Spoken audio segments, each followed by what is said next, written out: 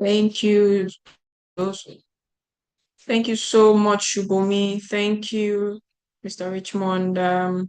Welcome everyone to today's session. We'll be starting shortly, but I'd like to ask for a little bit of more time.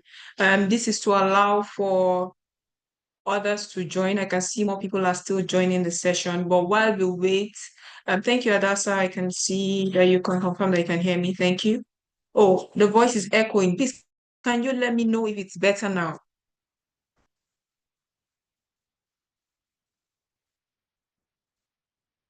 Please, am I echoing to any other person? Okay, please, while I wait for, okay. I need confirmation if I'm echoing to others so I know what I can do um to correct that, please.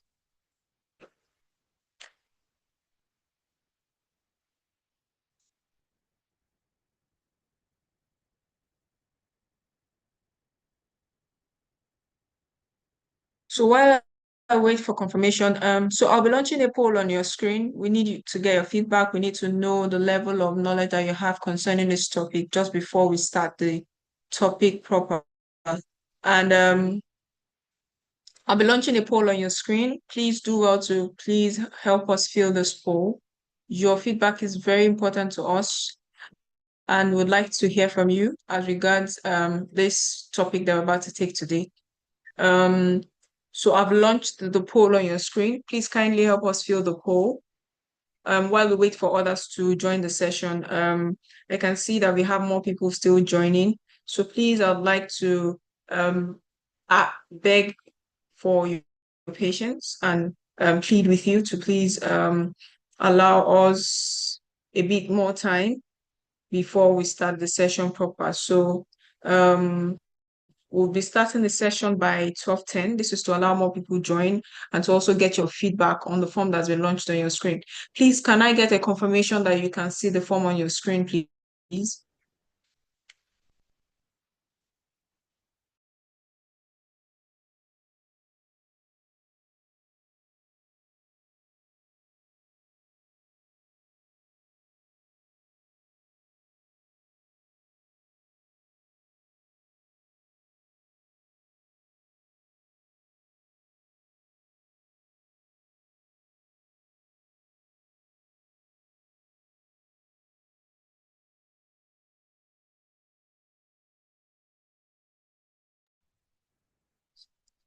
Good afternoon, Yetunde Folari. Welcome to today's session. Thank you, Adasa, for confirming that you can see the form. So for those that probably might have um, difficulty seeing the form pop up on their screen, we'll be dropping the link to the form in the chat box shortly. So you can click on that link in the chat box, and this will enable you to fill the form. Your feedback is very important to us while we wait for other people to join the session. Thank you everyone for coming in, and thank you so much even while we look forward to receiving your responses on this form. Thank you everyone. We'll be starting shortly.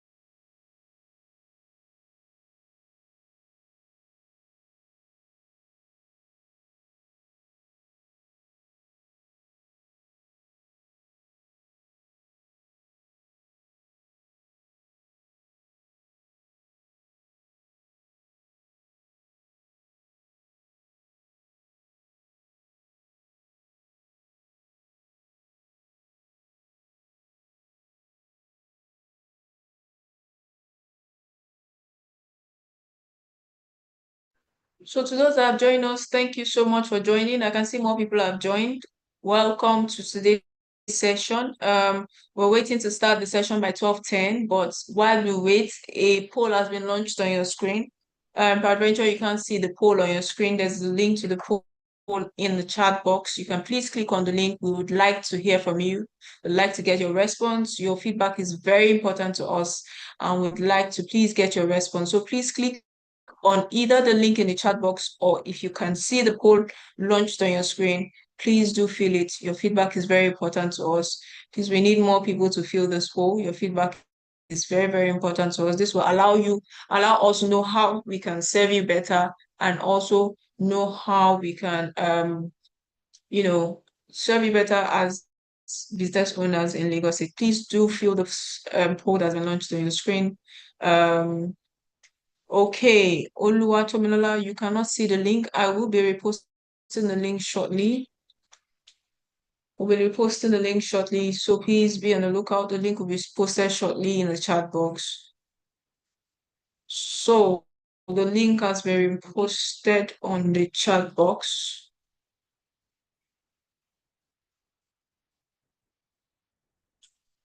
So please.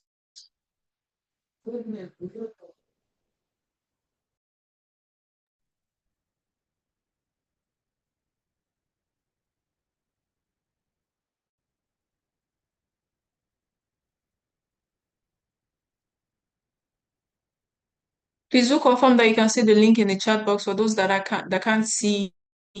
Um, for those that can't see the poll on their screens, please confirm that you can see the link in the chat box. It has been posted to the chat box. So please click on the link in the chat box. The link will take you directly to the poll, and we would like to get your feedback just before we start the session in a minute time. So please do fill the poll on your screen. Your feedback is very important to us, and we'll be starting the session shortly.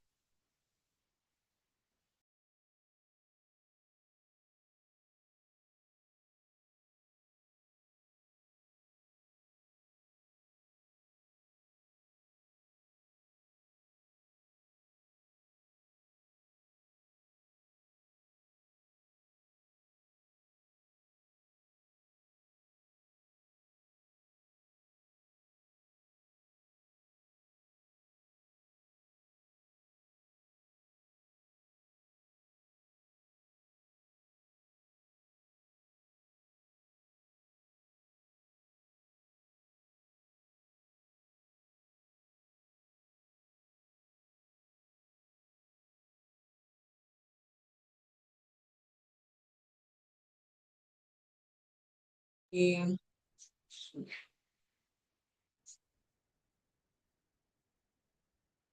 Okay, good afternoon, everyone, and welcome to today's session. Today's session promises to be another very educative and insightful session.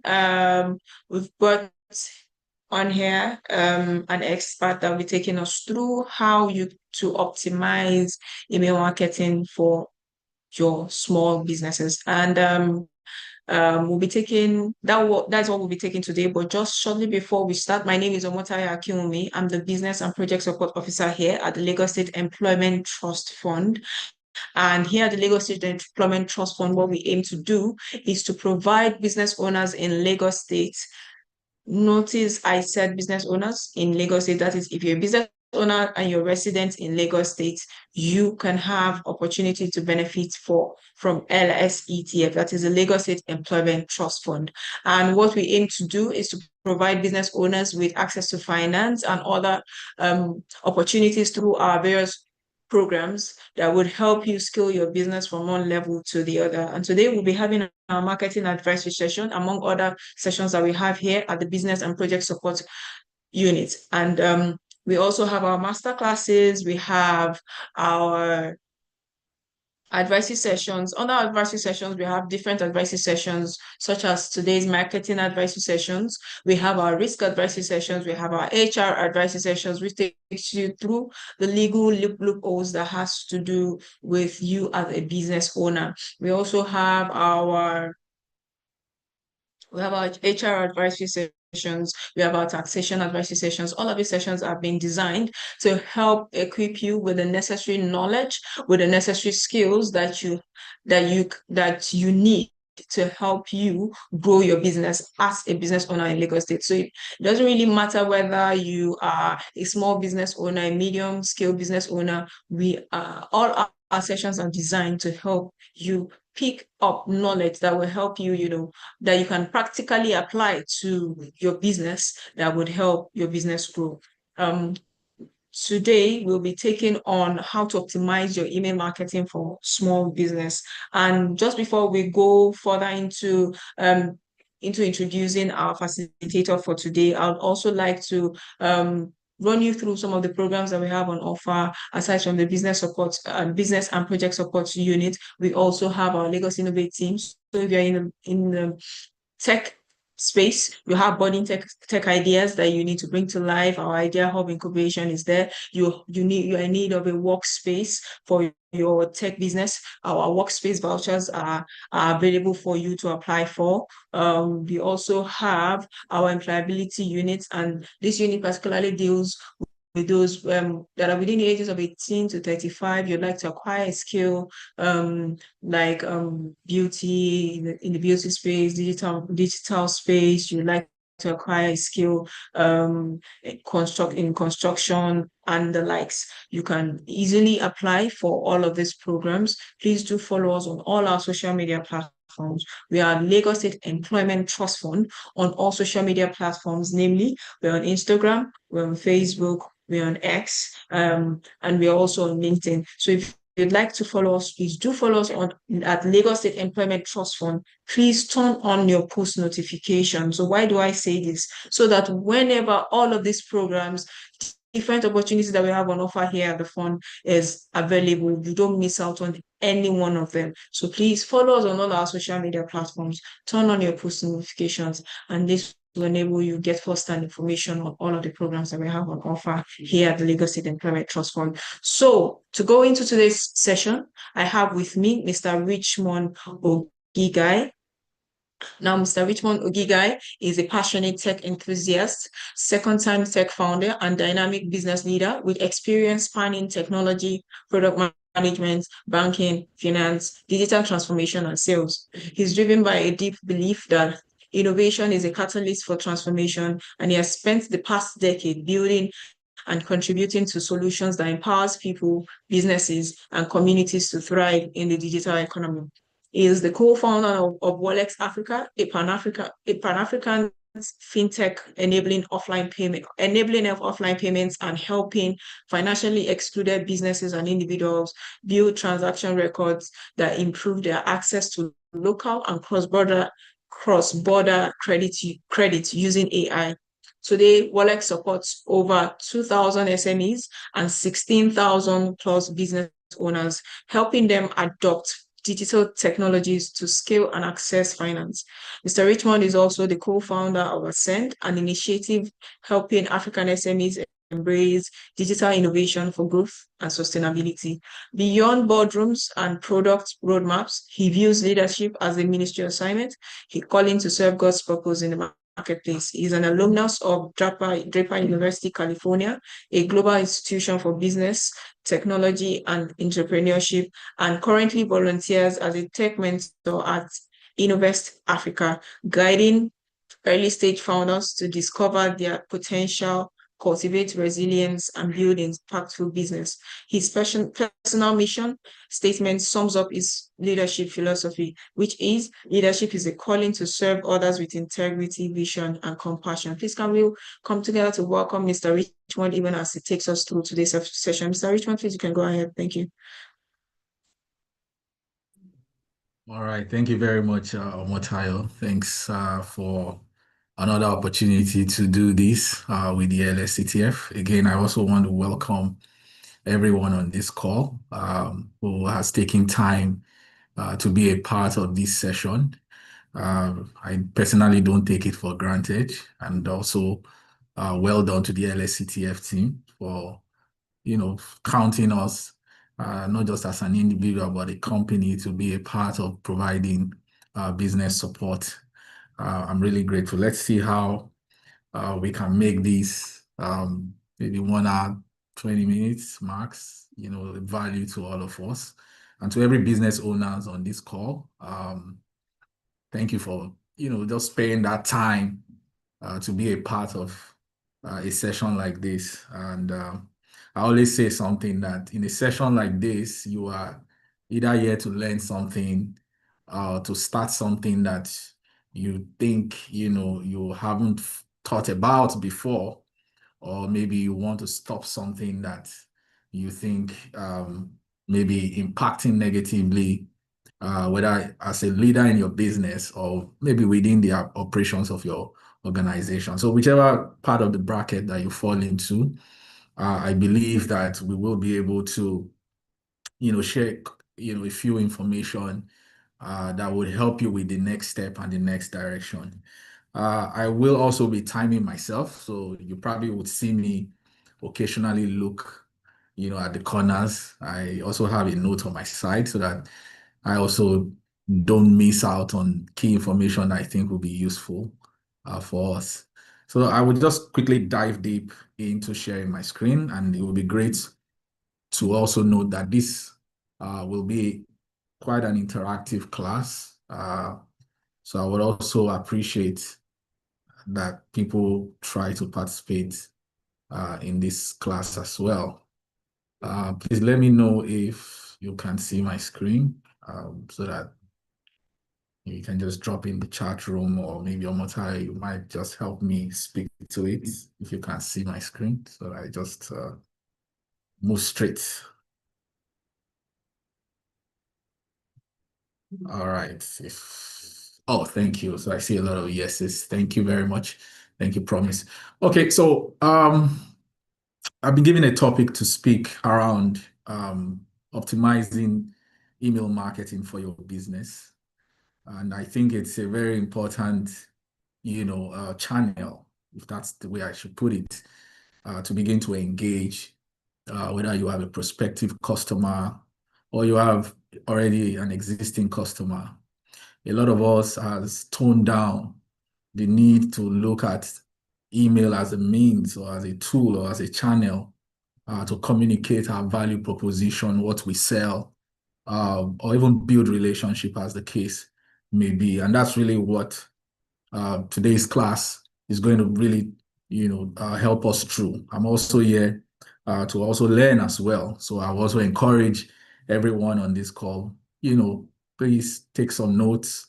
There will be room for questions at the end of some of the parts that I'm going to be speaking through.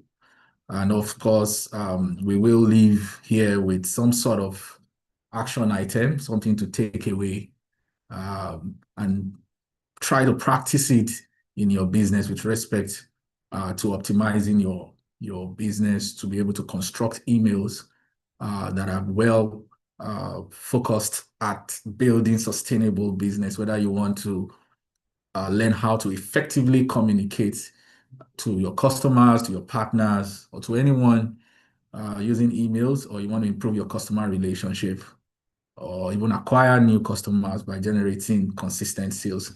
So these are some of the angles that we will be talking through in today's class. So as a way to guide what the context of our discussion will look like, I will be speaking across 5 parts. One is to understand why email marketing still works. And of course, building a targeted email list. For you to begin to send emails, it means you must have developed a very good qualified email list for you to start your engagement with your customer. So you will be learning how to build some of these targeted email lists. Creating a sales funnel, a very simple sales funnel, is something we'll be talking through. Writing emails that converts. Some of us write emails to a customer and it's so boring that we just pass on it, knowing fully well that people have very low attention span. And lastly, we'll talk about a few email campaign strategies, certain type of emails you can construct, to drive sales. And I think that's also one of the major highlights of maybe why you are here. Okay, how can I use my email to generate sales. But there are certain fundamentals that you must put into consideration in trying to put everything together to convert your customers into a repeat customer who is consistently buying your product or your services. We'll talk about a few case studies. And like I mentioned, there will be a few action items that we'll go home with. So the first thing is, what is email marketing? It might sound really very simple. By the way, we can obviously see it on our screen. What is email marketing? I said, look, email marketing is just simply growing your business with the ability to effectively communicate, using emails. So you are trying to grow your business. That's the overall goal, right? But you must be able to communicate your value. You must be able to communicate your business, right? Using email as a tool and ensure that there is a strategy around it. A lot of things that is happening around us today, especially if you are engaging with organizations. A lot of people want to have communications through email, and whether you like it or not, it has become a very important means of communicating if you are doing business. And that's because an email contains a lot of information. In fact, it's a document, if I may put it that way.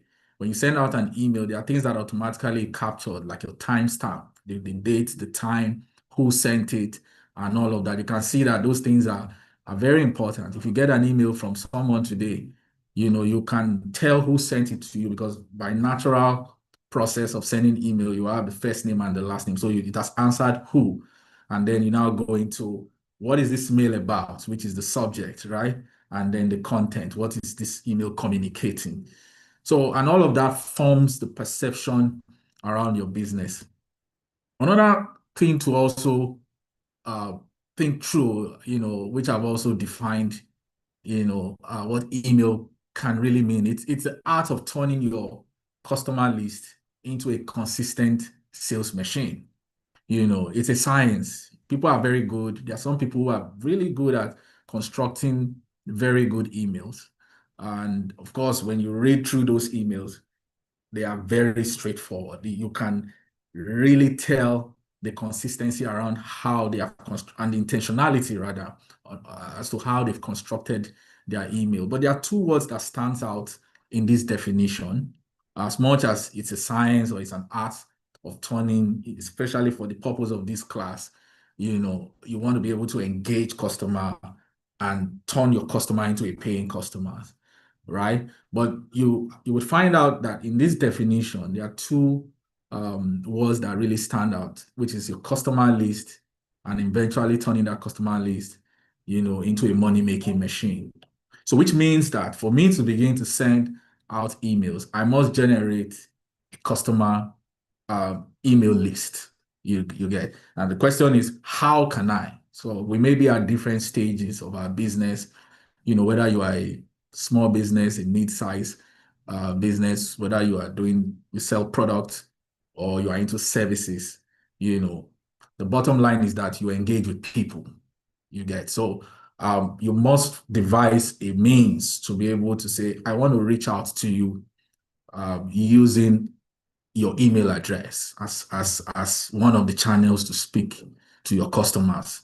So having the ability to put together an email list, is very important. I'm going to show you some of the ways, to do that, and ensuring that in communicating to my customers or to whoever I've exchanged emails with, I must know what the goal is in mind. But of course, for the purpose of this meeting, definitely we want to be able to convert, whether prospective customers, customers we're familiar with, returning customers, or whoever that works in or engages our business. I want to turn that customer into a returning and a paying customer over time. So there's no one size fits all.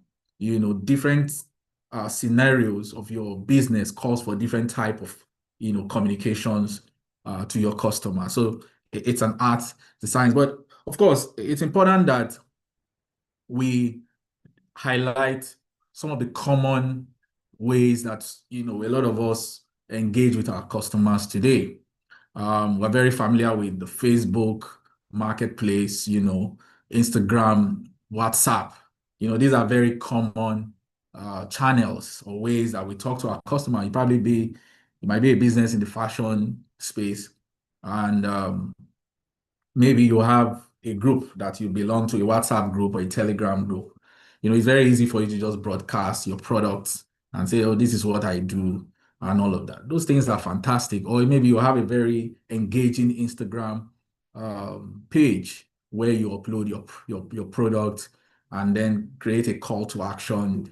You can buy now, or if you like this, order now, or you can just chat to us. you know I say this, to mean that all these channels are really fantastic.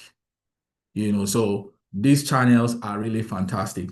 But what I want to draw out of this is to bring to your knowledge that some of these platforms that we are very familiar with also comes with certain challenges or certain, maybe say problems that you need to know. As a business owner, you need to begin to skew your business in a way that you have control over time. Like I've mentioned here, that one of the few problems that you need to know is that social media algorithms control visibility. So which means that as much as you use all of these platforms, Facebook, Instagram, X, or you have a paid advert, or you have someone who just shares an experience, around the service they enjoy. But when you look at social media, for example, social media still controls the level of content that you must promote. So if you put out a content that is violating certain policy, they will bring it down. So which means that it somehow has an impact, and you may not know that, oh, this content or this image is violating some of the social media platform policies. So, and they still control things like the language, the demograph. If you, for example, do an Instagram post of a Facebook ad, Facebook has made it very interesting for you to select the age bracket and, the people you want to catch, the gender and all of that. But regardless of all of that, they still control the technology, the visibility, the kind of content. So you need to be aware.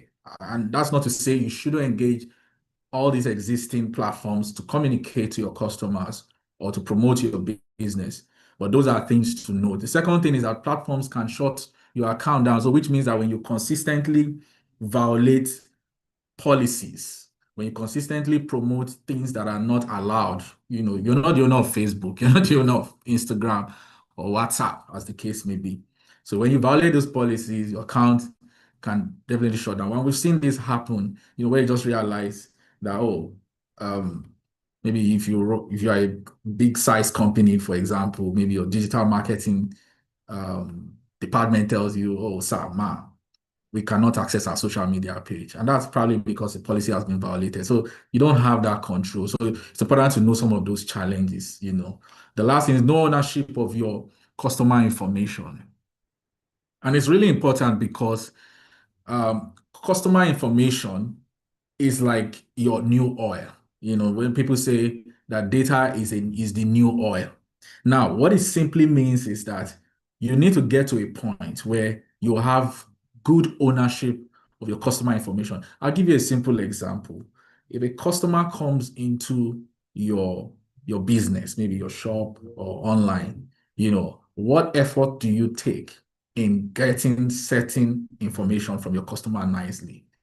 But of course, I will talk about means and strategies to get email contacts or informations that will help you continue to retarget your customers even after they have patronized you.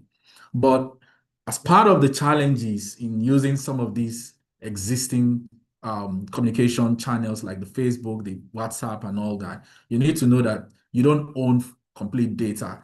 Let me give you a practical use case. If you put out a sponsored ad on Instagram, you use your money to pay for it. You have no idea the number of data that these platforms will get or generate, and it's on your money that you have used to sponsor an ad, and those data stays with them. Thank God for some of the policies that a lot of governments, including Nigeria, have started putting like things like Nigerian data protection rights and all that.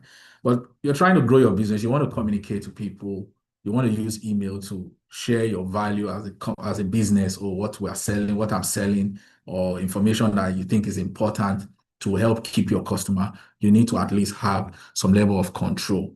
So those are some of the problems that a lot of businesses rely on. I will give you a simple example. What I've captured here is to show you the value of email as a major tool to be able to grow your business. And this is more like putting a commercial value understanding, to why, email marketing still works. For example, if you have over 1,000 email lists or more, I'm going to show you, like I said, how to get some of these things. We'll talk through them. But imagine you have developed an email strategy, or an email program where you have, over 1,000 email lists or subscribers, as the case may be, and you are selling a product that is probably worth maybe 5,000 or 10,000, and maybe 5% of that 1,000 plus contacts, purchases your product. That's more like a projected 500K in revenue. So I mean, this example is to show to us that, look, we think that email may not be something effective, and it all depends on perspective, how you see your business, and the level of growth that you want to experience. So you have 1,000 contacts, 5%, which is 50 people. You send out a broadcast, or, promoting one of your products, or just sharing information for your customer to engage. And then 50 of them, which is like 5% of 1,000, purchases those products. If you're selling a product for 10,000 naira, that's a potential 500K in revenue or in sales, as the case may be. So this is just to stir your mind to say, you know what, I think I need to start being intentional around, putting an email list together, trying to consider creating a pipeline of emails, and then using that as another means to promote my business. Um, so one key takeaway from this part is that email will always be that channel that you will truly own.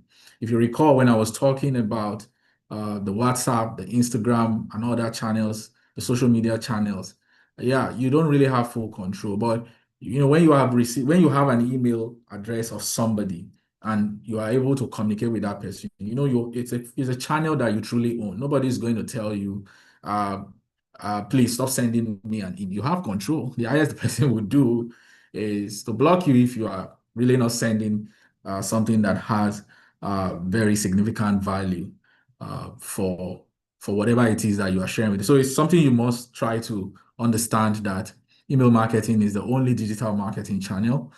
For the fact that you're also connected on this call, I want to also share with you, or maybe just bring to your knowledge, that the LSTF, of course, reached out to you through an email to say, you know what, this is the link to join this particular masterclass. So that's how important, owning or having an email set, can really mean for your business, in terms of having a goal in mind to say, okay, I want to build a customer relationship. I want to be able to communicate my products and services, and I want to be able to convert my customers into a paying customers.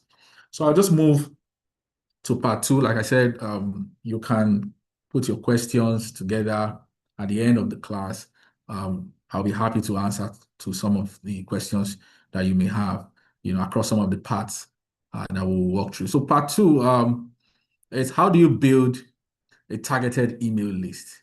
I was just showing you why, considering having an email marketing program can help you, drive growth, can also help you increase sales. But the question is, how do you send email when you don't have those sets? So the first thing is building your targeted email list. And targeted email list means that you might have a bunch of email addresses, right? But you need to be able to, at some point, filter it. I'm going to be talking about email funnel, so which means that you would, at some point, filter, qualify, and then convert. But building targeted email list is the first step in doing that. One of the golden rule first is for you to know is that your email list must be built and never bought. I repeat that your email list must be built and never bought. A lot of businesses want to go the shortcut. So somebody tells you, I have a list of 5,000 email contacts, and anybody can sell you anything. And then you go and buy it. Maybe you buy it for 30,000 naira. But the reality is that you don't even know the source where that email is coming from. You don't even know the audience that you have, that email list is about. You can't tell, what is this customer type. So which is why it doesn't make sense to go and purchase, a bunch of email lists that you have no idea the type of customer you are even trying to communicate to. So my advice is, never try to buy an email list. Try to build it, especially if you want to build a sustainable business. You want to pay, you want to build a recurring, revenue for your business. You want to build a better relationship. And a lot of businesses, don't build strong relationships with their customers. Most times you just want to sell, and then when you realize that your revenue or your sales is dropping, that's when you start remembering some people. Oh, man, I've not seen you for some time now. What's happening? But you don't know if the customer is even fine, if the customer taste has changed, all of that. And that's why email is a very quiet way to just pass your message, without being offensive. So please do not try to buy any email list, whether it's from a marketing company and all that kind of stuff. But when you build, especially as a growing business, when you build your email list, you are confident about the source where you got the email list from. And when so much emails are being sent to unknown recipients or whoever receives your email, it will report you and block you, and that's what you call spam complaint. So which means that if I receive email that I don't like or I don't know, I can just block. Now, power is now in the hands of customers or users. If you look at your WhatsApp or other channels today, people have the right to report a number, report an email, block, and all that. And that's what technology has done to say, you know what, the power must be in the hand of the customer, of the user, of the receiver, of persons like you and I. So if those emails are coming, person is going to block you or is going to divert your emails to spam because it really doesn't know where it's coming from. And then because you are not sure the source and the customer type, in those email lists that you have purchased, you probably have very low engagement. Very low engagement, meaning there's no response, or maybe high failure rates where the emails are bouncing back. You see things like undelivered, failure delivery, and all that kind of stuff. So you need to understand the implication of trying to, buy contacts from anyone who claims to have a good list of, and it's not good for you I mean, being a business that is probably just trying to establish itself. And maybe other thing you should also know is that there's no relationship. So I send an email to you, you don't know me. Why should I buy from you? Or why should I listen to what you are communicating? And maybe eventually your account is banned because somebody has complained too often. So ways to build your email list. There are several ways to do it. This is going to be maybe a bit practical. The first thing is you must give to get. And I think it's a principle that a lot of business owners needs to know.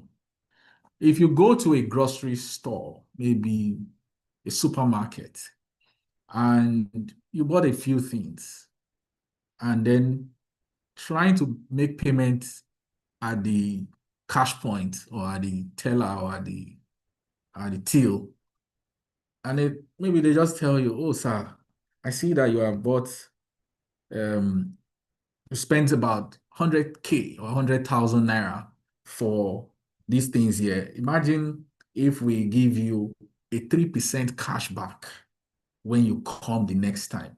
And the person says, "Oh, wow, that would be great.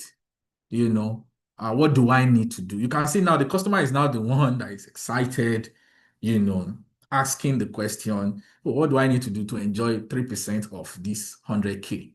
You know, everybody wants money. And you say, "Oh, what we just need is just give us your email address and then we'll communicate to you.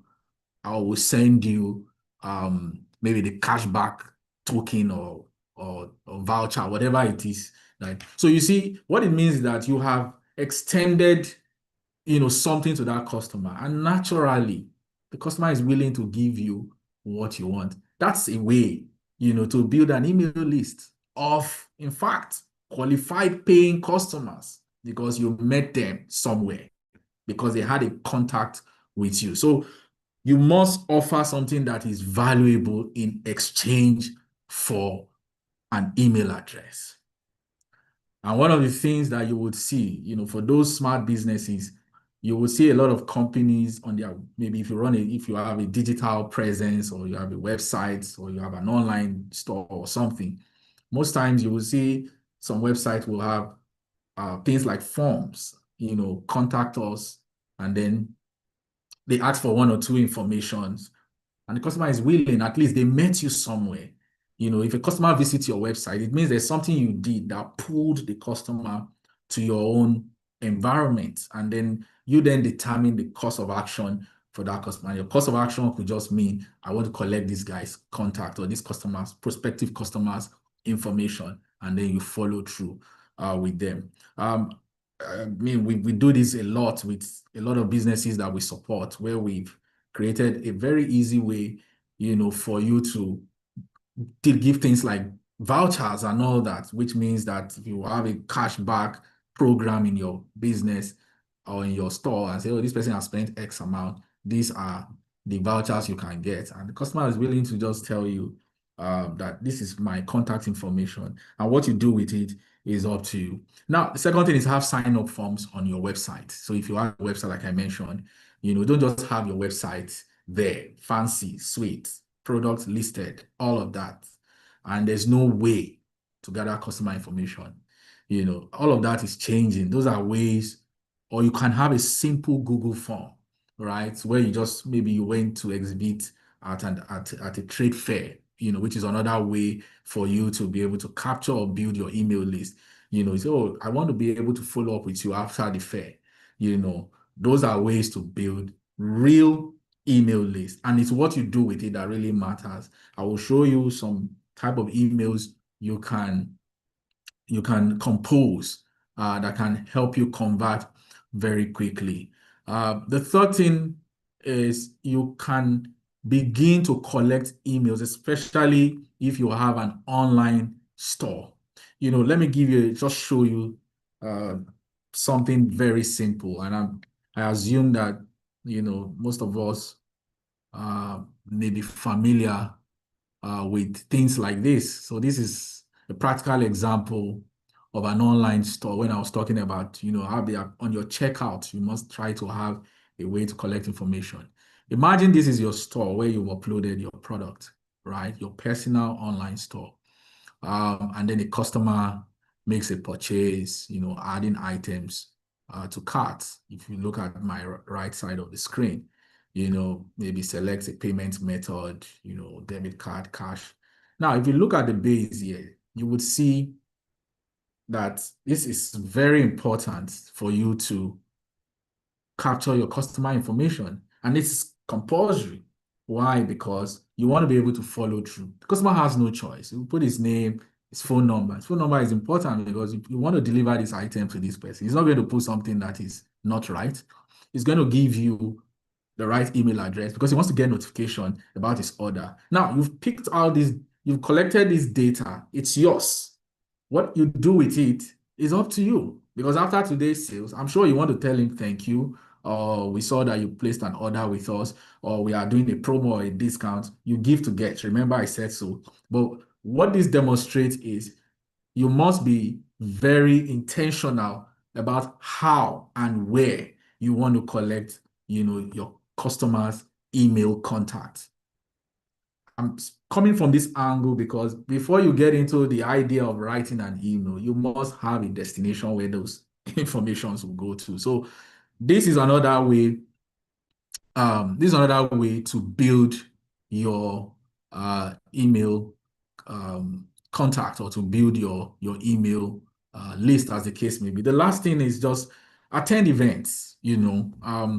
Thanks to the LSCTF. I mean, I think sometime last month there was a Valentine trade fair, and I assume that maybe some of us we were there. But those are places where you need to also posture or position your business, where you attend trade fairs. People come to your booth or your stand, and then you are very cautious about the fact that I want to follow up with this particular customer because of tomorrow. If I need to market, one or two things, I should be able to do that. Attend webinars like this where you can engage with people to strike conversations. Oh, I want to follow up with you. Please, can I have, especially if you're in a service business where you want to build partnerships, there could be a supplier even on this call. Those are ways to engage and be conscious that, oh, I want to build an email list. So which means that a customer walk into my store or my shop, how can I get this customer information nicely, and the customer is willing, so which is the gift to get. If I have an online website or an online presence or an online store, at the point of payment, how can I collect that person? I just showed you something like that, or maybe you have a marketing tool, which I will explain one or two tools that can help you say, okay, I have some contacts already. How do I start sending them messages? Or you are very cautious about getting feedback for your product or services from your customer. You create a simple Google form. Oh, I may not be able to build a website. I don't know how to use an online storefront or a checkout platform, but I can use a Google form and then send it to some communities that you know. But the goal is for you to build an email list, you must be intentional, both physically or virtually or digitally. And these are examples, amongst many. Um, there are some things I've also mentioned. I mean, I've also taken notes here. Is partnership is also another way to build your email list. Most business owners need to realize that sometimes to grow your business, you need to identify the right partnerships that can help you move your business to the next step. I'll give you an example. Maybe you're at a stage in your business where you want to be able to meet up with demand from your customers, and you know that your current supplier in this case cannot give you the numbers that you want, maybe the number of products. Maybe you're selling an item where the order that you get is more than what you can fulfill. At that point, you need a partner that can do that. But where do you find that partner? Right? It means that you have to go out there. You get into an event, you see a prospective partner that can help you scale your business, and the person is saying, "Oh, we can do business. Can we exchange contacts? Can we exchange our business card?" And in the business card, you have your the email address there, and all that. That's also a form of email list. If you are in that category of business where you deal with a lot of supplier, an email list necessarily does not necessarily mean you're trying to build a customer base. It could also mean that you're trying to build a partnership base. So it's important for you to know that you can build email lists if you are in that stage where you are looking for partnership. Um, I'll give you also a few examples. If you are thinking about things like a customer relationship management software, or a platform where you want to be able to collate. A lot of us have contacts on our mobile phone, right? If you have softwares, which we call CRM, that can extract your contact from your phone. You can load it up on those platforms and then use that to broadcast things like SMS marketing. Now, the content of what you write is what matters the most because your goal is not necessarily to say, oh, I'm offering 10% discount off and my order. So if you make an order now, no, it may not be that. It may just be that I just want to test that these contacts, these phone number contacts are still functional, right? And then begin to build a relationship and then request for an email from these already existing customers, contacts on your mobile phone. Because the reality is that email marketing, as the case may be, is cheaper than doing SMS marketing. So if you broadcast an email, it's cheaper compared to SMS. You get, but thanks to WhatsApp and all of that. But of course, within the context of this master class, you're trying to build a targeted email list. So there are various ways. There are various ways to do that. I'll just move to part three. How do you build a simple sales funnel? Because the idea of sending out emails somehow at the back of our mind, we want to sell something. We are business owners. We want to build a business. We want to make money, right? But you want to also make money in a way that you have built a system or a structure for which you are recurring earning. So which means that um, you need to build what we call an email sales funnel, if I may put it that way. Now, the first thing is, what does a sales funnel really mean? What does a sales funnel really mean? A sales funnel is just pretty much a step-by-step way or path of turning a prospective customer into a paying customer. So the day you opened your business or you started your company or you started your business, you probably didn't know so much people. At the early stage, you probably want to leverage on relationship.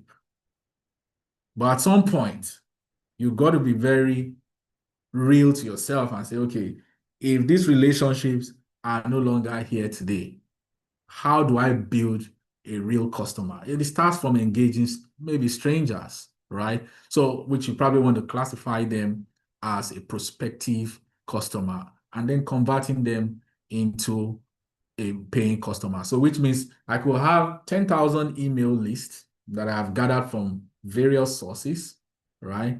I need to be able to communicate to them consistently, understand them, and then narrow it down. That's why it's a funnel. So the larger part of the funnel, takes a lot of stuff.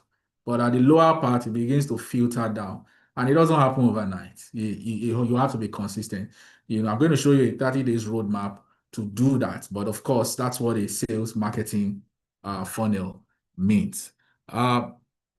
The reality also is that a lot of us sell too quickly. So you get on your email, you have a product that you want to sell, you have an email list of, of contact that you want to reach out to. And the first thing is that you're already advertising what you're selling, you know. It's not a very sustainable way. Think about it. If you have an email address, the number of promotional emails that you receive, sometimes you just pass it on the side. And that's why going back to building a qualified email list is really important, where you get your emails, put together. It's very important. So when your customer comes to your shop and you feel like, look, I want to give something to get this person's email, you're sure that that is qualified. So even when you are sending your first email, you're not probably going to say, I sell this. You're probably going to say, thank you for, patronizing us today. And we'll keep in touch. And we are very thanks for, and all that welcome, thank you message. That's probably what's, the natural flow of things should look like. But, some of us just go and broadcast what we are selling. So we sell too quickly. And it's really very difficult to convert, because a lot of people will just brush that email to the side. But instead, build a simple sales funnel, bearing in mind that customers don't buy very quickly. Every customer that walks into your store, to your shop, or online to your online store has an idea of what they want. So a typical example is social media. For those that are selling on social media, you know that when customer is trying to make a buying decision, they will look at, what do you call that? Like they check the reviews. So you can see that the customer is not going straight to check out and say, oh, okay, I like this t-shirt. It's 50K.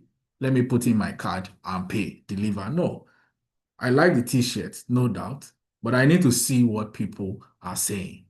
So that tells you naturally that even when you have a bunch of email list, or qualified, you don't naturally have to go selling. You might build a structure or a system to be able to get to that point where, okay, I think I have built some conversation with this particular set of customer, or this prospective customer. It's now time to introduce some things that I think the customer can purchase. Maybe you might be doing an offer, a promo, a discount, a new arrival, or you are just being educational about certain things that you think your customer should know. So yeah, so please try to understand that you got to be very patient in trying to build recurring revenue, especially if you are communicating your value through email. So there are 5 steps in building your email marketing funnel, which I've listed here. You have what we call the lead capture. Um, Lead capture is just pretty much, part of what I've been saying, where you want to be able to gather together all your email contacts. You have carefully, filtered and have an idea of where you have gotten all your email leads or your email contacts. You have that, so you have captured a process for that. You have built a process around it. Some of us might tell our people, in our store that, look, when you see a customer that spends from 20,000 naira and above, offer this person, this and that, and not just offer, get the person interested in dropping their email address. Those are what we call lead capture. So you are built a process around it, and there's a system that everybody knows. So if you go to a supermarket, you go to anybody that is probably maybe a working situation, you get, or even online, maybe you built a way that when a customer also DMs you or chats you up on your Instagram for a particular product, you're able to say, you know what, I mean, since you have made the decision to buy what I'm selling, right? You can please help us with your information so that we can send you a thank you voucher, lead capture, right? So that's what it means as part of the steps to building that sales funnel, until that point where you say it is time to start, consistently, selling stuff to the customer, through their email. The welcome email is pretty much a fundamental next step. When you collect people's contact, email contact, you probably want to welcome them. Oh, thank you for visiting our store today. That's a welcome message. Welcome to let me use an example of a skincare, which I will show to you. Welcome to our skincare community. Welcome to, Richmond and Son supermarket, or whatever it is, or thank you for engaging our services today. Welcome, welcome.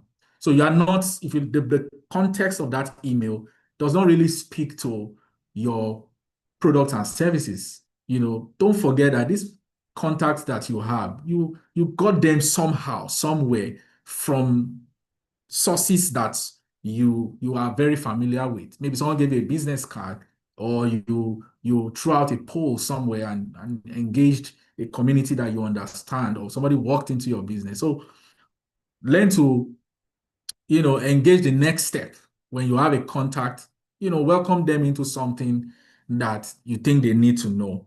The third is the value email. The value email is where you communicate, you know, uh, value that you think your customer should know. It's more like an educational message. So maybe using the skincare analogy, you probably want to say, okay, mistakes that people make when it comes to their skin or you're trying to be more educational. What differentiates my business or the services or the product that I offer from others. But you are not speaking from a place of sales. You are just trying to help your customer know that, look, when it comes to things like this is the kind of information you need to be aware. I'll give you an example. Maybe someone who is selling foodstuff, right? Maybe there's a particular product that you sell, maybe let me say dry fish, as part of the foodstuff category. You probably want to educate people on different type of fish, and the intentionality that has gone into, drying that fish to become something that is, of health benefits. You can see that that's value. Now, what you have done or registered in the mind of that customer is that, oh, I think you are building your maturity level on the way you engage with your customer. Your customer, of course, sees that, you are different. There's a lot of value. This person is not just always asking me to buy something, but this person is telling me something I need to know.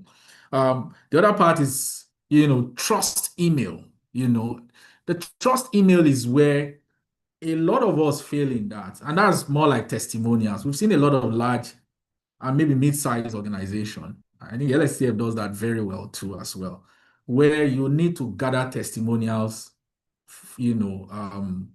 from your customers. How many of us have some form of, 1 minute, 2 minute video of customers that has patronized you and they can say something really good, you know, and then you can use that as a way, to communicate that in your email. This is a link to, one of our customers who patronized, patronized us on this particular product, and this is what she has to say. Those are things like social proof. Customers trust when they can find a reference. Or you are in the service business, you do a lot of, consulting, or you do a lot of supplies or whatever it is. You engage with the organization. Can you take out some time and maybe talk to your customers and say, please, can I just get you write a vote of confidence, some sort of reference for which you can always use to convince the next customer you get. And those things can be communicated in form of an email. So that's more like a trust email where you are showing to your prospective customer or even to your existing customer, what customer has to say about your product, about your service, about your business. And then the last part is usually where people start from first, which is where we make a lot of mistake, is when we want to now sell. And one of the things that I have learned over time is that for you to get a customer to buy, you need to be very intentional about how do I want this customer to appreciate what I'm about to sell. And you and I know that if we go to, an eatery and they say, buy one, get one free, it will capture your interest. You probably want to call it an offer. So you must see that those are templates that a lot of large organizations have gotten a lot of value through those type of, selling strategy. So you can begin to ask yourself, the day I now decide that, oh, after I've built the relationship with my customer, from, welcoming them to, just educating them, to also sharing knowledge to show that, yes, I have a bit of authority or I have experience in my business or in my industry, and I can show a reference to show that, oh, I've done this before. Let me give you an idea of one of our customers. This is a store that, when they used our product, this is how their business grew from 10 to 25 customers. Those are social proof. You have been able to demonstrate and articulate that in your communication, then selling is not going to be difficult. But the faster way to do it is to say, okay, what particular product or service can I bundle that may interest or capture the mind of the customer? Things like, putting out offers, discounts, promos, and all. That's not to say that you should put everything you have on promo, but you need to know, what particular sales offer you want to now communicate. It may even just be maybe if you are a service business and you have like 3 or 4 offerings or services that you offer to your customer, you can just list it out and say, okay, we do this, and that, but why don't you try to engage us today and you get a 25% discount, or you get a 30 minutes free for your first consultation period. Those are stuff. At least the person knows what you are selling and sees what you are using to, gain the interest of that. So this email marketing funnel is just a framework to make you understand that you don't just go straight, into I want to sell. Customer already will always qualify, ask themselves question, especially in a country like Nigeria where, trust is very low. You must prove yourself and you must be true to what you say you stand for, and then build, a customer relationship. I'll just move to part 4, which is writing emails that convert. Please, if you have any question, you can, begin to table them down as I continue, as I begin to wrap up. Writing emails that convert. So what it means is the emails that I send out, I want to get response. I always tell people that if you send an email out and somebody responds to it, is a good thing. Maybe you send out a marketing email to sell an item, and you expected the person to purchase and he didn't, but the person just replies to say, oh, I'm sorry, I don't need this at this time. It's a good one because it just tells you 2 things. The customer saw it, read it, at least has an idea of what you're trying to say. And then it means that next time, I can continue to engage this particular customer. So it all goes back to certain things that you need to put into consideration. The first thing is to be sure that whatever you write, your email shouldn't be boring. It should be very succinct, must be straight to the point. Long emails, nobody's reading long emails. The attention span is very low. It's not a document, it's an email. So you must make sure that the emails are very clear and precise and they are not boring. Then, of course, deploy things like paragraphing. It is really, really important that when you are sending email, oh, your first, dear Richmond, I trust that this mail finds you well. Next paragraph, I'm writing to communicate or to inform this, then a call to action. So those are certain things that you must also take note of. But let me speak to some things, some elements that you need to know, when writing a good email. What are the elements of a very good email? First, the subject has to be very, very catchy. I gave an example of, how the email comes in. If somebody sends you an email, you will see the name of the person. Beyond the name of the person, you would see an idea of what this email is about, which is the subject. And because your goal is to maybe build relationship first or introduce your product and services, your subject is really, really important, to catch the attention of your intended reader or your prospective customer. So your subject has to be, that powerful, to attract attention.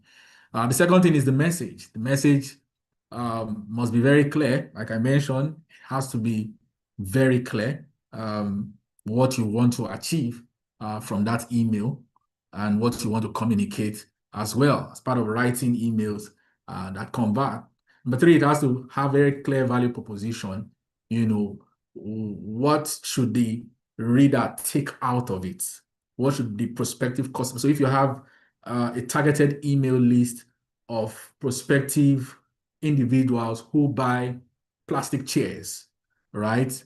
And you are sure that the kind of contact you have are people who regularly buy them every quarter. You must be able to communicate from, let me use an example. So if I was going to write an email like that, I won't just go ahead and say new arrival as a subject. It's good, but it's not good enough, right? You know, but I can be more very specific to say new arrival on plastic chairs or whatever bucket styled plastic chairs. That's a clear subject. That's very clear on what this email is. And then you can now communicate the message. Oh, I'm writing to follow through because the last time you placed an order with us was on this date, specific. Today, we have just introduced a new product line on these chairs. We have chairs with three legs, four legs. For those in that industry, they know the kind of value proposition. Oh, it's flexible, it's durable, and then this is a picture of what it looks like. And this is a testimonial of customers that has purchased it and what they have. You see, it's clear. If you are interested, I'm happy to get on a call with you. That's call to action, or you can chat me on WhatsApp, or you can visit this link to our online catalog for you to make an order. Can you see that you're clear? The subject is clear, the message is well understood, the value proposition of your product is clear. You want them to do something. You didn't just send the email because you want them to read, especially if it's a sales marketing email like that needs to drive in some attention for sales. You must determine how the customer should continue with you through the call to actions that I mentioned: WhatsApp, chat, call, visit this link, etc. And of course, that speaks to number 4, which is strong call to action. And then number 5 is signature contact. Now, let me just show you what a signature contact. A lot of us send out email, but we do not have something like this.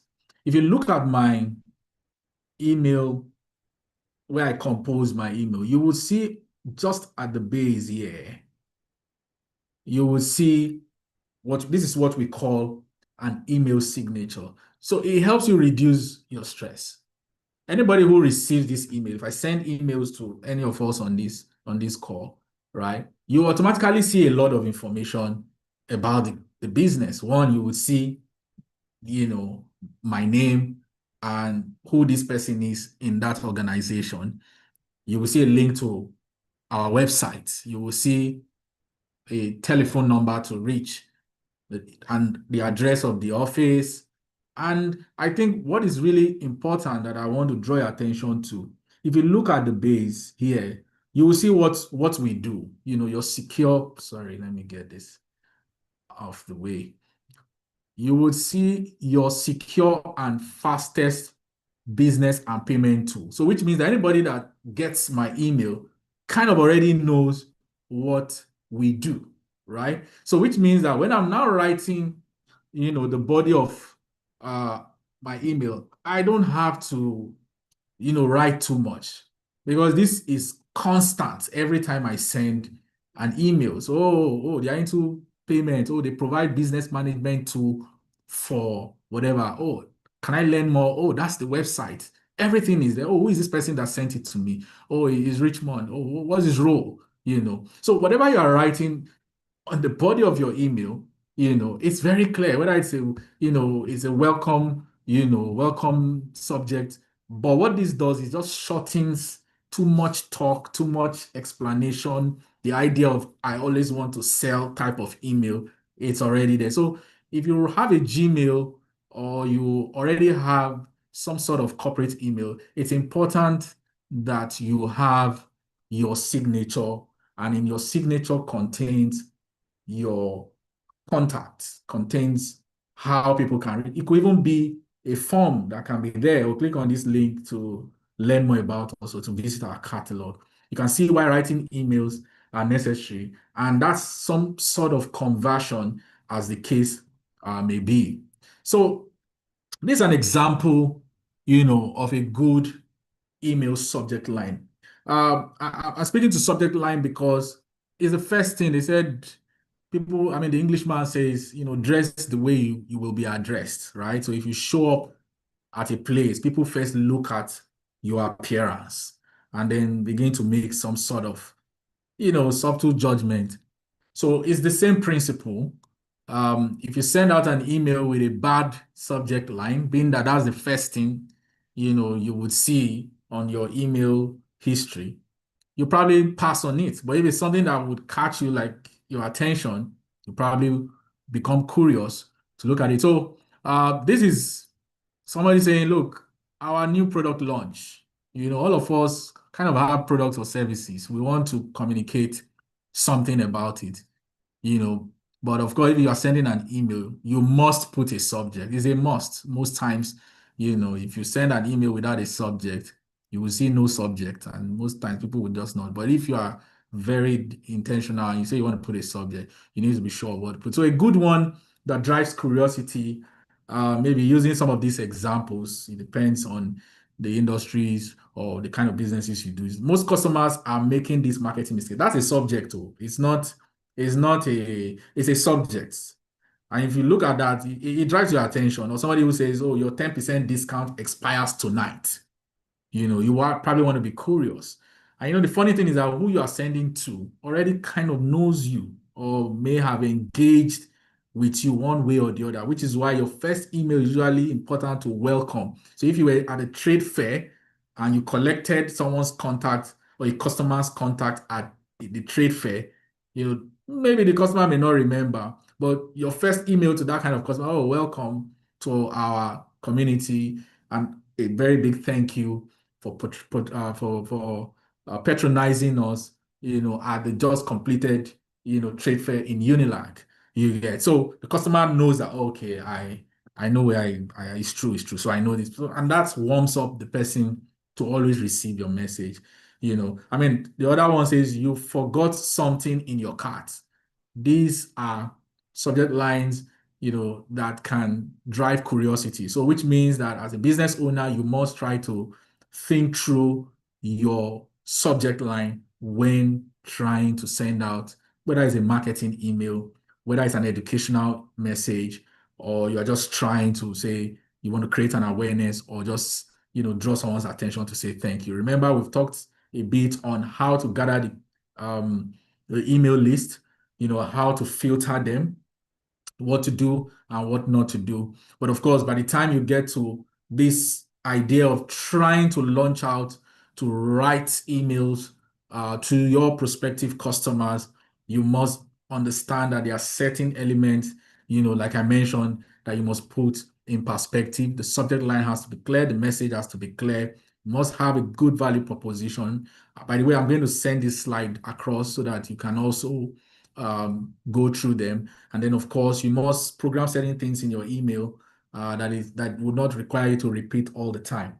Now, what you see here are subject lines. I mean, what does a good email framework look like? So this is something you can use. You have something that I've put here as hook, story, offer, call to action. I was giving you an example of a subject line. So that's more like a hooker. If your subject, I see a hand raised.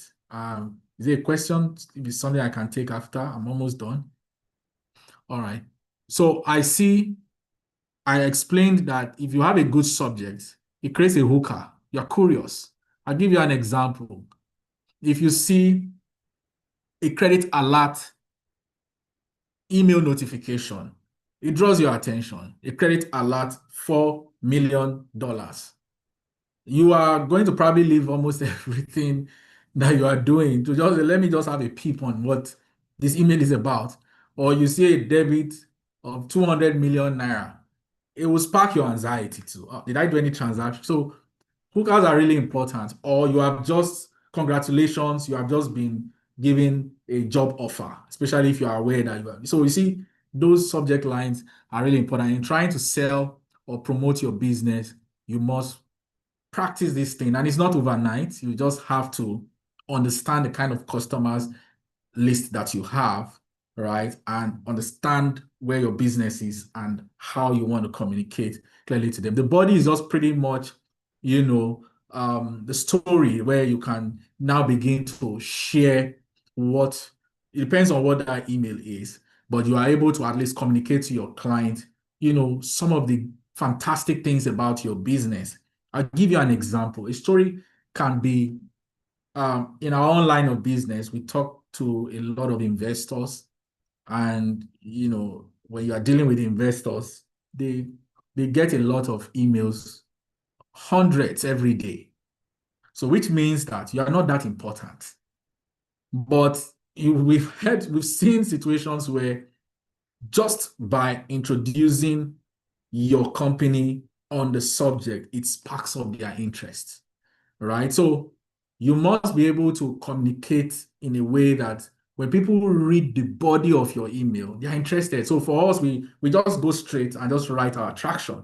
But our subject is, do you think, for example, we say, do you think this is a business you'll be interested in? Not, please see our pitch deck. I mean, pitch deck is not, I mean, these guys, they see these things all the time, right? But you play around how you send messages to your prospective customer and see the one that has the most, what do you call it, the most interaction or the engagement, which is something I will share with you, some of the tools that can help you track open rates, closed, unread, and all that to help you continue to filter down. So you must communicate value around your business. Oh, I've sold this product to over 60 customers with 99.9% rate of that people like, with 0.01 customer complaint.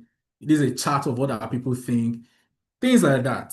So, and then of course you probably want to design your offerings.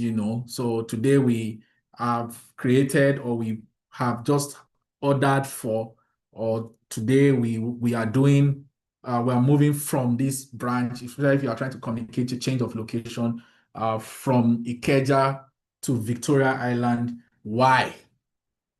Because we want to be able to serve our customers better, reasons. So, but at the end of the day, you need to make sure you must have a call to action. So, which means that every email that you send out to your customers, to your prospective customers, to a new contact set, you must try to at least have a call to action. Call to action may not necessarily mean pay me now. It depends on where you are in your business. It could be buy now, it could be call us. It could just be join our community, or just fill this form so that we can learn more about you. So something that will engage your customer to take the next step. So, and that's how to build, emails that convert into something.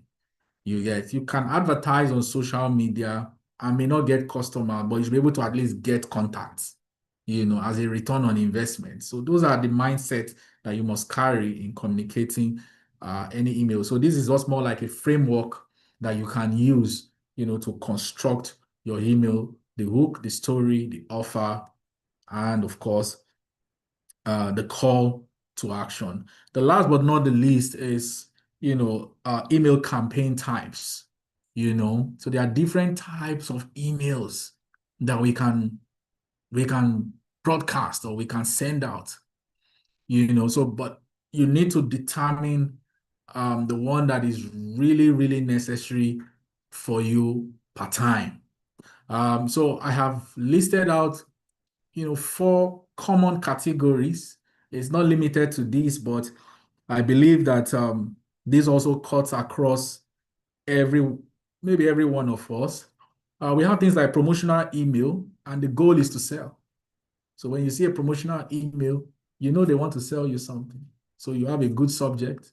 And then, of course, the content of that email will probably be a flash sale, you're just launching a new product line, or you're offering limited discounts or offerings that you probably. So, I mean, I've given you an idea of how to construct those type of emails, but are you at that stage in your business where, oh, I just want to send out promotional email?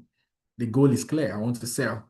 So how do I sell, to a customer that I probably have known for a while or I've been communicating over time, or I just think everybody needs to know, what I have, which is the product launch, So, that's a category of the kind of email that can be sent out. We have the educational email, and I use an example here. Maybe you run a logistic business, and maybe you just want to be able to communicate knowledge. In our industry, financial services, we call it financial literacy, right? So we just want to educate you on some information that is useful.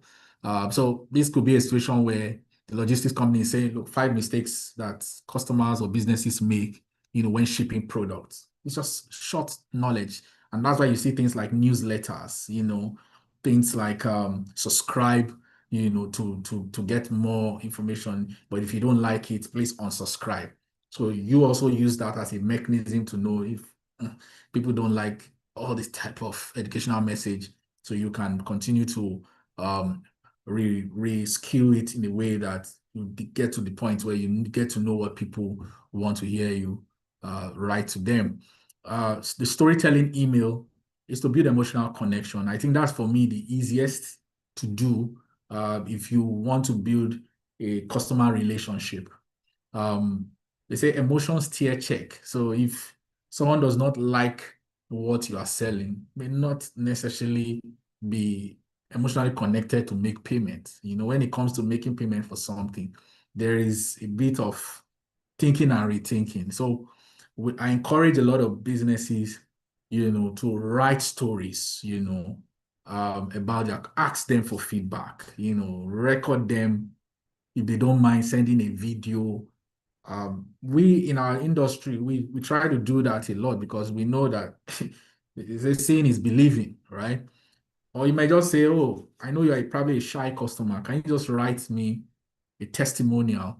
And we see them in websites where people will say, this is what customers are saying about our business, and all that. Um, the other one is the engagement email. You want to be sure that you want to test interactions. So you probably want to throw a poll, or you want to gather. One of the things that business owners should do is to get customer feedback. The other one I mentioned is testimonial. I mean, someone has got a good experience, enjoyed your product and services, and you just want to say, you know what, please, can you help me with just recording something? But feedback is a gift, which is more like saying, if truly I feel like I have given a good service, then let me test and see the kind of feedback customer will give to me. And it could be very simple questions as what's your biggest challenge, about the services I've offered, right? Or you're in a service business, you want to be able to throw yourself out there and say, what challenges are you having in your own business or in your organization? Or, just like what the LSTF is doing today, trying to help every one of us, through their business support program like this to see how our businesses can improve with the kind of knowledge that we need. So gather customer feedback. If you cannot throw a poll, which sometimes can use WhatsApp to throw a poll, but of course, in throwing the poll, you probably, with subject to building your email list, you probably want to make sure that that poll has a Google form. In that form, questions should be not more than 3 or 4, but you can, of course, make it mandatory for them to put in their email address. All right, so those are the kind of email categories that you probably uh, maybe fall around this area. But of course, these things are very, very necessary for us to know. The last but not the least is some of the tools, like I mentioned. There are a lot of tools that help you measure the impact of your email marketing. If you have an email address, it's the first step. I mean, Gmail, Yahoo Mail, whatever email is the first step. You must have an email address to even begin to send. But I've listed out, some tools that I think, maybe the LSTF can also help with these too. But these are tools that help you measure the conversions. So things like you send out those broadcasts, maybe you send out 1,000 emails after you've nicely gathered them over time. How do you know the click rates? How many people opened it? How many people read it? How many people haven't read it yet? How many of those emails failed, right? So these are tools like MailChimp, HubSpot. We also have a CRM that allows you, let me see if I can just, I think I have about 10 minutes left, a tool that can allow you to send out emails and yeah, email marketing as the case may be. You have, I don't know if you guys can see my screen. You go to customer marketing, you have a bunch of contacts like this, right? And then you can choose to even upload more contacts and send out, emails like a broadcast. And then you, of course, can track some of those type of feedback. If your broadcast was successful, how many people read and all that. So it's important that, the idea is that you want a recurring revenue, which means you must have a system to engage consistently. And engaging consistently means that you already have email list. In having email list means you already have email address. Now take it back. If you already have these processes or systems in place, you now want to be sure that are people really engaging this thing? What's the success rate? Now, high success rate can also mean the possibility of revenue. I gave you an example. Imagine that you send out 1,000 emails, 5%, makes a purchase for an item you sell for 10,000 naira. That's a potential 500K, right? Imagine you do that 4 times in a month. 4 times in a month. That's a potential 2 million naira that you could make. And I also advised that most emails you send out have a call to action. The call to action necessarily does not necessarily mean buy. Maybe try, maybe contact us. But what you are doing in that process is that you're qualifying, your customers, if they are truly hearing, seeing, or appreciating, So these are some of the tools that maybe we'll discuss with the LSTF to see how these things can be provided and trained so that you can get trained on how to use it. But it's something you can also research on the internet. So yes, this is an example of what I was just saying. This is a restaurant who has over 2,000 email lists, and this is to better appreciate why, don't just see email marketing as, I don't have time. In fact, it's the cheapest. It's the cheapest, especially the fact that those email contacts, you have an idea of where they came from. And I told you about the golden rule. Never try to buy, learn to build your email list. So here's a restaurant who probably has 2,000 email lists from 2,000 prospective customers. And then they throw out a campaign, an email campaign. I mentioned the 4 types of email campaign that we may fall. This guy is falling under promotional email campaign. And it has a conversion of 4%, which means that in that weekend family meal promo that he sent out, you can see even the subject is quite catchy. He converted 80 customer. I mean, 4% of 2,000 is okay. 5% is okay. So which means that if you want to grow more revenue, increase the sources where you can get email, build systems, processes around your business to extract or to get, real emails. Now that 8 customers translates into, I assume that the weekend meal combo is going for 15K. So 15K multiplied by 4% of the 2,000 potential customer, which gave him a 80 customer conversion, gave him a revenue of 1.2 million just from one email, one email, one email, one email. Or a fashion brand, for example, I have an example here. Maybe you're into Ankara, maybe put out an email campaign that says, new Ankara collection launch. You can see that the subject is very clear. It's new Ankara or fashion, Ankara fabric or so. We have a fresh collection, right? And then you probably have broadcasted it. And then you have, people like fashion a lot. And maybe you have a 35% open rate that is engaging it, and then generating probably a sale from those 35%, even if 10%, maybe one of your Ankara ready to wear is probably 40,000 naira, and you have about, maybe 500 contacts, and then maybe you'll have about 10% of that, buying your ready to wear. Those are the potential, that you would find, or you're a consulting company, you are giving out consultation tips. It may not be a promotional email, but you are seeing a lot of people engage it. That you see like a 300% engagement, which means that if I send it to 50 people, you can track that this person read this thing 3 times. So which means that 100% engaged it and they read it 3 times. That's probably like a 300% opportunity. So you can see those value, they help you begin to think about considering email marketing. I think I will stop here. Thank you very much. And I'll be happy to take questions. And then I will just wrap up by giving you some sort of action item that would help you to go and start trying some of these things out. Thank you very much. Thank Over you. to you.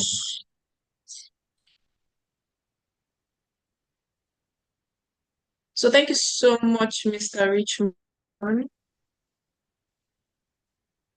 You're welcome. Okay, thank you so much, Mr. Richmond. I just want to confirm that you can hear me. Yes, I can. Yes, I can. Thank you so much. So I have a question here in the Q&A box. So thank you so much, everyone, for staying this long for today's session. Please, if you know that you have a question that you would like to ask Mr. Richmond, please do use the Q&A box. Now, the reason why we say this is so that we don't miss out on your questions in the chat box. So please do use the Q&A box. But I have a question here, and the person is asking, how do you build a consistent voice when email marketing in a scenario where you offer a wide range of services that are not so alike? All right. Can I answer that? Yes, please. All right. So I'll rather ask, what's this person doing? Especially when you are selling multiple products. I'll give you an example of a supermarket sells multiple products. So maybe the person can share what kind of business they do. But just to answer it generally, if you are a business that you sell multiple products using the supermarket category, and you want to be a voice, I think there are two things here. If you're trying to build a brand, right, for your business, whether it's a physical working business or it's an online, and your focus is to build a brand, which means that you must tone down on trying to sell. So you have to walk the steps.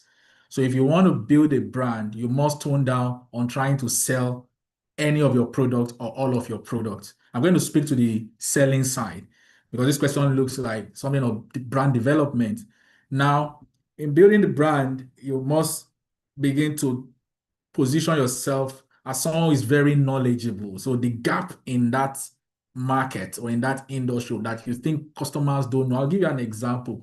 People who sell, um, let me say, maybe fruit juice or all those parfait and all that.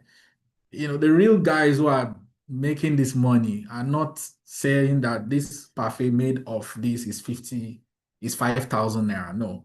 They always talk about the health benefits, right? Maybe they look at all the fruits that they've used to make that that juice or and all that, and they speak through it. So that means that they are trying to become a voice or a force. So my advice is, if you are trying to build a uniqueness in the crowded space, you must identify what others are doing and what you think you know that they don't know, and then use that as a catalyst to become an educator in that particular space. Now, on the selling side, just for the sake of time, um, I always advise that you need to build what we call a bundle, right?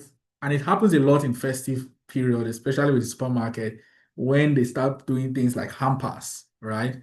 So the hamper model means that you can come up with a product, and this even the food courts are doing it now. I'm not going to mention brands, but they'll tell you take this combo for this, right? So and give it a name. So I can that's why it'd be nice to know what you sell. You can bring together things, give it Okay, a Mr. combo Richmond, I name. think the person said it's an educational business, All more right, of so what it's kind of of service than product based.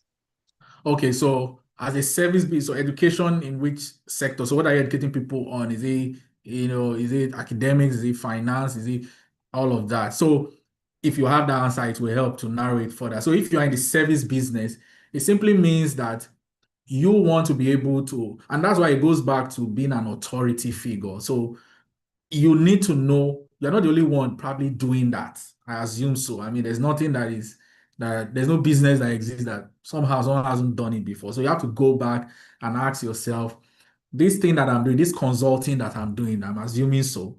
What is different? There are a lot of top tier consulting companies that we all know. Maybe let me use audit firm, for example, but there's something that differentiates them. You get so if you know the thing that differentiate it could be how you deliver your consulting. It could be how you follow up with your customer after you've done a business. It could be a knowledge that your customer doesn't know, in terms of who you are trying to transfer knowledge to. It could also even be how you price, right? And of course, pricing is relative, you know. All of those things form part of building that your uniqueness to your customer and building your brand.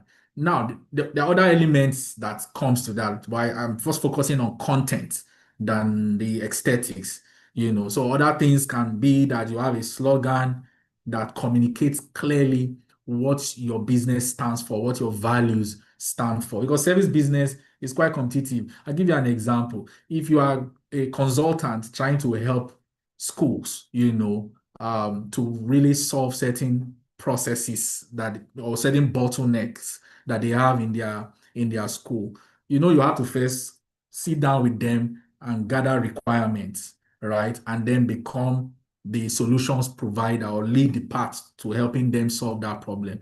And your goal at the end of the day is to see that these things that you have proposed is working for them.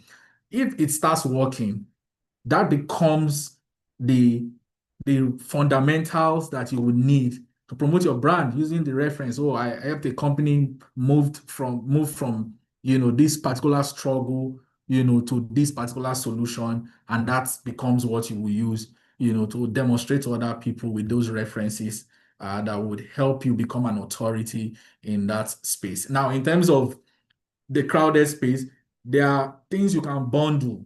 You can create stuff. Our consulting comes with a 60 minutes free consultation. um, we will send you a requirement form that it will just take you 2 minutes to fill, and then we will give you a link to book a meeting, and then you can then engage with us. So you look at what others are doing that that they don't know. And you can also look at what people are doing that they are successful at it that you think will help you position better. Because someone who has been there before, it's wisdom to just almost replicate what they are doing and just spice it up a little bit. I hope that helps. But I mean, I'll be happy to engage more. My email is just on this deck, so you can write to me and then we can do a deep dive for the in the interest of time. Over to you, Motaya. Okay, thank you so much, Mr. Richmond. I'm very sure it's clear. I think the person later said young people, the person educates young people on life skills development. So I'm guessing that Yeah. answers the person's question. So I have another Yeah. question here, and the person is asking that as a small cleaning products brand with limited capital, how can I build an effective email marketing system that not only attracts customers but also keeps them buying consistently? All right. So my advice is to first maintain the ones you have, because a lot of us set out to find new customers, but how have we treated the ones that we already have? So as a cleaning brand, um, and just for me to understand a little more, you could be on the service side where you have retainership with organizations that call you to come and perform their cleaning services. That's one wing. The other wing could be cleaning materials. But the bottom line here is, sorry, let me dismiss my alarm. The bottom line here is that you want to be able to consistently grow that, email relationship and then convert that into sale. So let's start with the ones that you already have.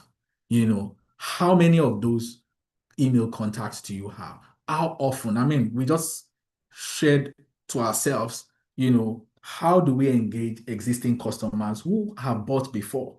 The kind of email communication that should go to them before we then start saying, you know what, you've been with me for 5 years. I just recently introduced a new category of our business. Right now, if you're in services, we say, okay, instead of doing 3 days in a week cleaning, it depends on what the retainer agreement is. We'll step it up for weekends as well. Or instead of buying this product, we just introduce this cleaning material that helps you reduce your costs and we're more efficient about cleaning. You can see that what you are doing is that you're not just putting authority around your business. Your customer, you are showing to them that you are helping them. Any customer that you can save money for them and increase value, they're already sold in. So you must try to first improve how you service your existing customer. With that, you then are able to then start trying new customers because you can acquire new customer by references, by word of mouth. The reference and word of mouth is a function of somebody who has enjoyed your service, or you are at an exhibition center, right? Maybe at an LSCTF event, and somebody sees your product and says, or you sold it very well. That's a new customer who has probably no idea, but probably have seen the passion around how you sold. And you see, the way you treat the old one is the same way you probably treat the new one because your mind is new money, new customer. Oh, my business looks like it is growing. So I would advise that your email list for your old customer, practice consistent communication with them. Understand what makes them stay or stick. Get the feedback that helps you improve. Use that as a new offering to find the next customer. I explain how you can get new customers. Do you offer promos? What do you give to get? Are you also digitally enabled to be able to access, fresh information? So if you put an Instagram post or advertise or get a customer testimonial and you want people to learn more, you're collecting contact that way. And you already have a framework of not just going ahead to sell, but you are saying, look, let me build a community, let me build a relationship and then introduce my customer into my value proposition that will now naturally call for, I'm interested, come and have a meeting with me, or come and I want to order for so cleaning material. I hope that that helps to build the consistency you're looking for.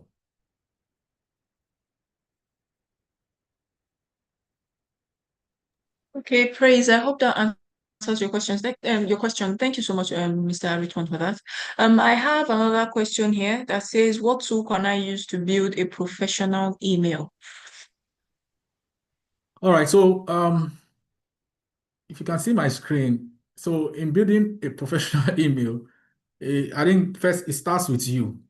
But in terms of tools to use to compose an email, You get, I'm just trying to separate the understanding here. So if you already have a Gmail, a Yahoo Mail, or any of the mail services that you are familiar with, that's a tool on its own that helps you to send and receive, right? And helps you to notify when a new email has come. Those are tools. That's what technology does. Now, what you see on my screen are tools that helps you to set things like automated email. So if you have a business that you think I've qualified my email contact. These guys are tailored to educational or literacy type of communication. You can automate it with a MailChimp and HubSpot.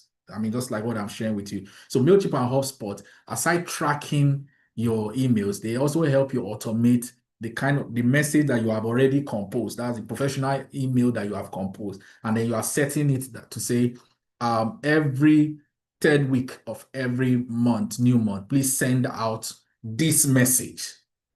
And then the system automates it, and you can always monitor the read through rate, the click through, the bounce, the one that was read and unread. So these are the tools, MailChimp, HubSpot. I picked these two. There are so many, but these two they're quite common. Now, in terms of composing an email that is professional, my simple advice is if you are struggling to write an email, first understand that I want my email to be short, clear, precise, and all that. Once you have that at the back of your mind, you can leverage on AI tools. With popular one, chat, GBT, and say, look, I want to compose an email for this purpose. Kindly help me compose something and make it short, precise, and simple. And it will just bring it out to you in seconds. So that's the professional email content, and then the tools to send it is your email address, which is given to you by Gmail and all that, Yahoo Mail, except you have your corporate email. And then you now say, I want to automate this thing so that I cannot be doing it all the time. Then you use tools like MailChimp, HubSpot, and all that. So I hope that helps.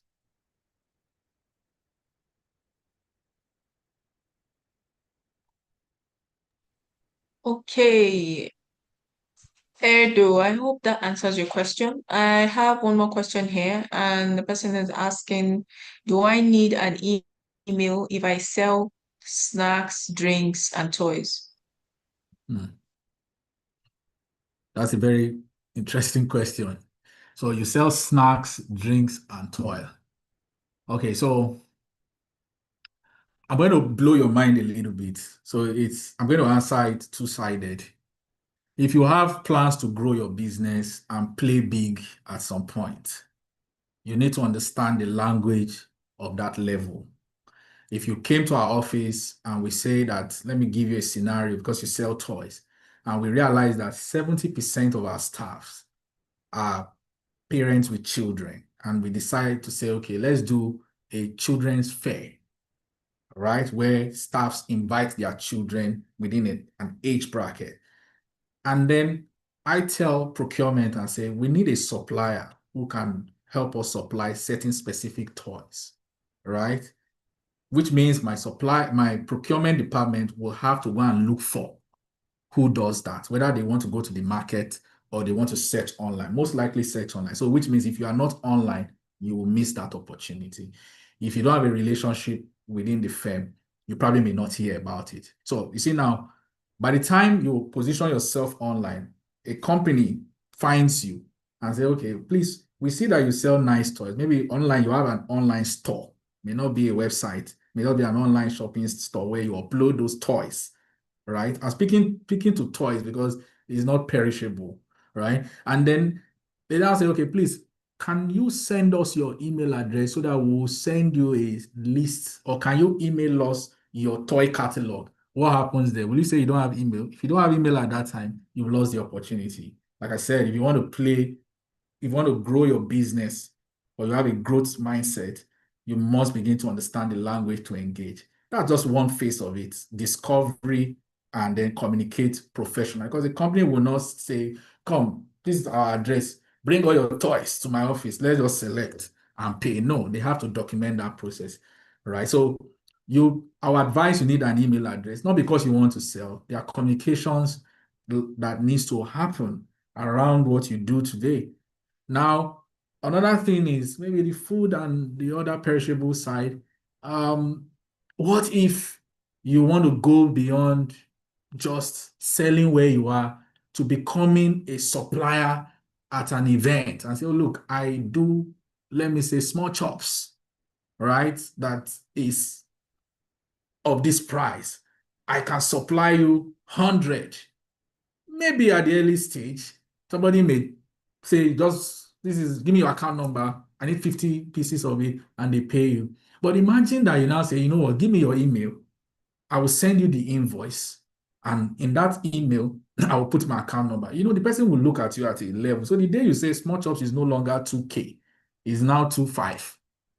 The person knows that you're operating at a level and all that. So I do not think it is um completely out of place with the nature of your business to not have an email. I think the way we are in terms of digital enablement, you should have one. Even wherever you sign up to most apps these days, they'll tell you to put an email address, to either sign in or to proceed with it. So it depends on how you want your business to look like in the next, 365 days. But if you want to play at the level for growth, these fundamentals are very necessary, regardless of what you are selling. Thank you.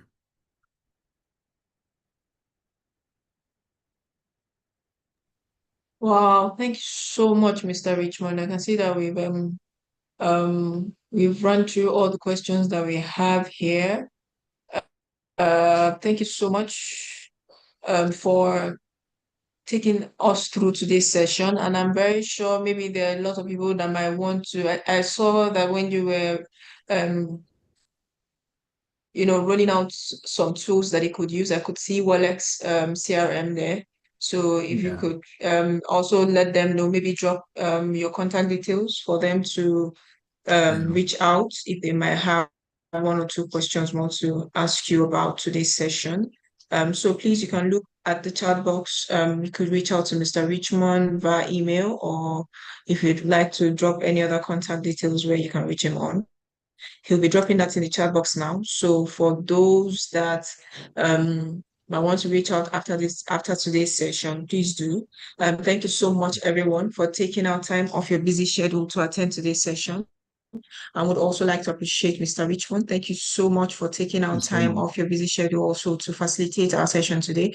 We really appreciate you, and we look forward to having you on our next session. I can see there's a website that's been dropped, Yeah. www.wadex.co. So for those that are joining us on our other platforms, you have www.wallex.co. So please, if you'd like to explore the Wallex CRM, you could go there and you could also reach out to them, and you'd be attended to. Just let them know that you're reaching out to them from LSCTF, and they would have a package for you. Thank you so much, Mr. Richmond, once again Thank for you taking so out much. time. I will also send the slide to you so you can share it to the house. It's an assignment on the last page so that you guys Oh, can just use that. Yes. All right. So thank you thank you so very much. much. And I'm excited to do this anytime. And everyone that has been here today, it's really a great pleasure to anchor this with everyone. And do have a wonderful day. I'll Perfect. be leaving the call now, and we'll engage through our email and our website. Have a wonderful time. Thank you very much. Right. Thank you so much, Mr. Richmond. Thank you so much, everyone, for taking our time to attend today's session also. We really appreciate you, and we look forward to having you at our next session. Like I said, when I started this session today, please do follow us on all our social media platforms. We are on all social media platforms.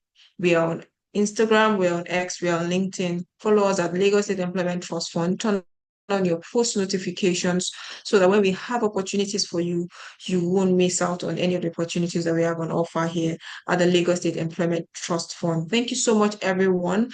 And we look forward to having you in our next session.